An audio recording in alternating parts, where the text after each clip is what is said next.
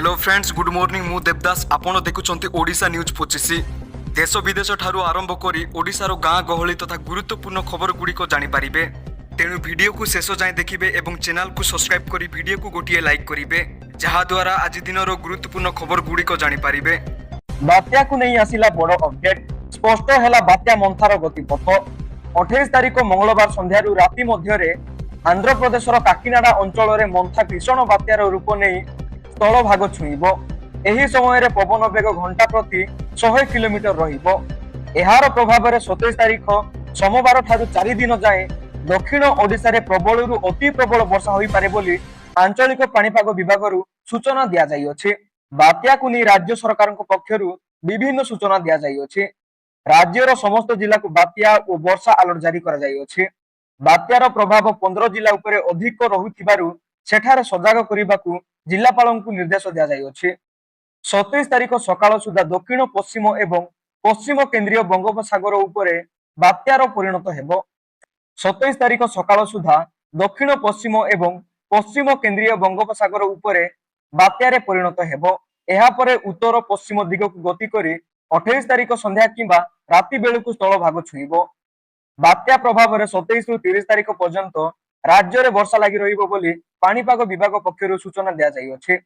आगामी 2 दिन पई राज्यर पाणीपाग रे विशेष परिवर्तन होई न पारे किंतु विभिन्न स्थान रे बिजुली घड़घड़ी सहित हालुकारु मध्यम धरणर वर्षा हेबो।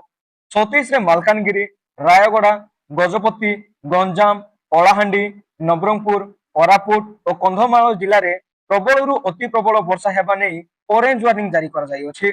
सही परि नुआपड़ा, बलांगिरी, बौद्ध, नयागढ़, खोर्धा, पुरी, कटक, केन्द्रापड़ा एवं जगतसिंहपुर जिले में प्रबल वर्षा नहीं येलो वार्निंग जारी कर जाई अछि। सोमवार मालकानगिरी, कोरापुट, रायगड़ा, गजपति एवं गंजाम जिले में भीषण वर्षा नहीं रेड वार्निंग जारी कर जाई अछि। एही समय रे पवन बेग घंटा प्रति 60 रु 70 किलोमीटर एवं 80 किलोमीटर पर्यंत रही पारे। सही परि नवरंगपुर, कलाहांडी, कंधमाल, नयागढ़, खोर्धा एवं पुरी जिले में ऑरेंज वार्निंग जारी कर जाई अछि। एही समय रे पवनर बेग घंटा प्रति 50 किलोमीटर रु 70 किलोमीटर पर्यंत बहिबा नै आकलन करा जाई अछि। एतिसह राज्यर अन्य समस्त जिले में प्रबल वर्षा नै पूर्वानुमान करा जाई अछि। 29 तारिख रे मालकानगिरी, कोरापुट, नवरंगपुर, कलाहांडी और रायगड़ा जिले में भीषण वर्षा नहीं रेड वार्निंग जारी कर जाई अछि। अन्य पक्षरे समुद्र अशांत रहिबो तेणु 26 तारिख ठारू मत्स्यजीवी मानक समुद्र को जीवा पई बारण करा जाई अछि। एतिसह समस्त बंदर रे 3 नंबर विपद संकेत दिया जाई अछि। बात्या पई राज्यर केउ सब जिले रे छुट्टी घोषणा हेबो से नै खूब शीघ्र निष्पत्ति निया जिवो। अधिकारी माने छुट्टी रे रहिबे कि नाही से नै रविवार भारतीय पाणीपाग विभागर पूर्वानुमान एवं जिलापालक सह बैठक पर निष्पत्ति निया जिवो। सरकारक मूल लक्ष्य है लोकों जीवन रक्षा करने यह दृष्टि रखी प्रस्तुत करने को जिलापाल निर्देश दि जाए। आसंता 28 और 29 बात्या ओडिशा को प्रभावित करिबो। गंजाम, गजपति, रायगड़ा, कोरापुट, मालकानगिरी एही जिला गुड़िक प्रबल वर्षार संभावना रही अछि। यह व्यतीत पुरी, खोर्धा, केन्द्रापड़ा, जगतसिंहपुर, कंधमाल, कलाहांडी और नवरंगपुर रे मध्य प्रबल वर्षा होई पारे। आसंता 30 जाए कौनसी अधिकारी मुख्यालय छाड़ी न जीवा को निर्देश दिया जाई अछि। जेउ माने छुट्टी रे जाइछंती तुरंत कार्य रे जोग देबा को कहा जाई अछि। जिल्लार समुद्र कूलिया अंचल रे मत्स्यजीवी माननकु समुद्र को न जीवा को कहा जाई अछि।